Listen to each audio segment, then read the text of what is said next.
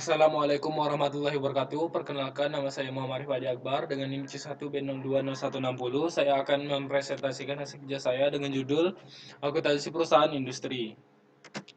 Pengertian perusahaan manufaktur. Perusahaan manufaktur atau manufacturing firm adalah perusahaan yang kegiatannya mengolah bahan baku menjadi barang jadi, kemudian menjual barang jadi tersebut. Kegiatan khusus dalam perusahaan manufaktur adalah pengolahan bahan baku menjadi barang jadi. Kegiatan ini sering disebut proses produksi. Bidang akuntansi menangani masalah produksi disebut akuntansi biaya atau cost accounting. Jenis-jenis perusahaan manufaktur. Yang pertama, pakaian dan tekstil.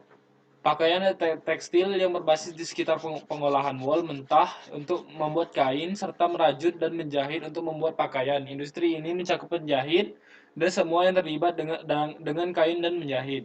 Ini juga mencakup semua penggunaan produk wol dan baku lainnya untuk membuat handuk dan spray. Sintetis seperti polyester dimasukkan dalam manufaktur kimia. Materi bukan produk adalah di pusat mendefinisikan sektor ini. 2. Minyak, kimia, dan plastik. Sektor ini terlibat dalam mengganti oli bahan kimia, batu bara, dan minyak mentah menjadi produk yang dapat digunakan. Bagian dari sektor ini meliputi pembuatan sabun, resin, cat, dan pestisida. Hal ini juga mencakup pembuatan obat-obatan. Karet manufaktur dianggap sebagai bagian dari pekerjaan plastik. Tentu saja itu juga mencakup penggunaan minyak mentah untuk membuat plastik tertentu, serta bensin dan bahan kimia lainnya. 3. Elektronika, komputer, dan transportasi. Bidang ini erat terkait meskipun biasanya mereka diperlakukan sebagai bidang yang berbeda. Banyak produk di bidang ini menggunakan daya listrik dan semua menggunakan sumber daya. Bidang ini mencakup semua peralatan dan mikroprosesor, semikonduktor, dan chip. Ini juga mencakup semua peralatan audio visual. Sektor transportasi mendefinisikan diri termasuk semua kereta api, mobil, dan pesawat yang tidak jatuh di bawah sektor lain, seperti pekerjaan logam atau manufaktur kimia. Makanan, pangan, pertanian, dan peternakan penggalangan adalah yang paling sederhana dari semua industri manufaktur. Dimasukkannya pertanian hari ke manufaktur menunjukkan bagaimana pertanian telah berubah selama bertahun-tahun. Lebih meniru sebuah pabrik untuk produksi pangan dari pertanian organik gaya abad yang lalu. Serta ini mencakup semua bentuk produksi pangan dan dari peternakan ke meja makan, termasuk hal-hal seperti pengalengan dan memurnikan. 5. Logam. Seiring dengan minyak dan manufaktur kimia, logam juga merupakan bagian dari apa yang sering disebut industri berat. Sementara sisanya dari sektor kadang-kadang disebut industri ringan atau berorientasi konsumen industri. Logam mencakup semua besi, manufaktur, aluminium, dan baja, serta keterampilan penempaan, pelapisan, ukiran, dan stamping. Kayu, kulit, dan kertas. Produk-produk ini semua agak sederhana untuk mendefinisikan dan memahami. Kayu mencakup semua bentuk lantai manufaktur atau perumahan, serta menggergaji dan laminating. Kulit mencakup semua penyamakan dan menyembuhkan atau sementara penciptaan pakaian kulit berada di bawah tekstil. Proses kertas dilambangkan oleh pembersihan dari pulp kayu mentah menjadi produk kertas dari berbagai jenis.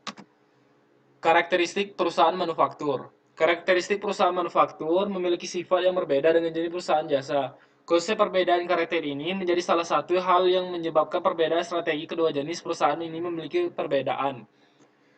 Salah satu strategi yang mempertimbangkan masalah karakteristik perusahaan manufaktur ini terkait dengan penetapan konsep 4P dalam pemasaran mereka, yaitu meliputi produk, price, place, dan promotion. Sebuah perusahaan manufaktur harus mempertimbangkan produk apa yang akan mereka ciptakan serta menentukan harga jual pada produk tersebut.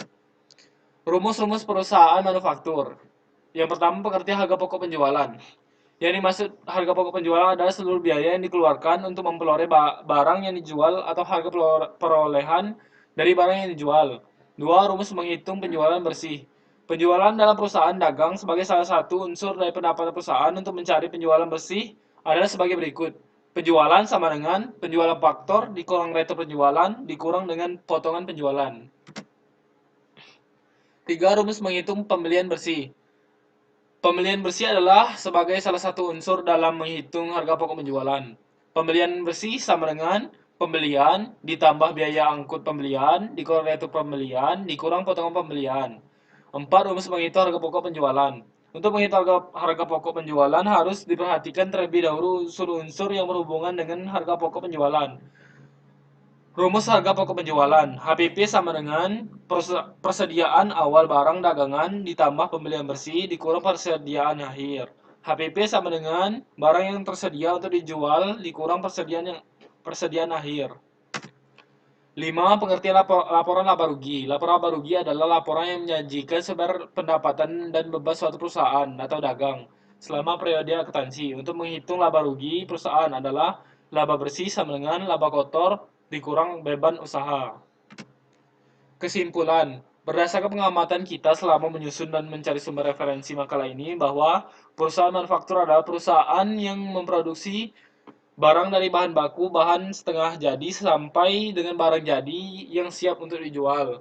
Setiap perusahaan manufaktur harus menghitung HPP atau harga pokok penjualan dengan cara BBB plus BTKL plus BPOP. Setiap data keuangan perusahaan manufaktur harus valid, akurat, dapat dipercaya, dan ada buktinya. Oke, baiklah. Terima kasih. Apabila ada salah kata, mohon maaf. Wassalamualaikum warahmatullahi wabarakatuh.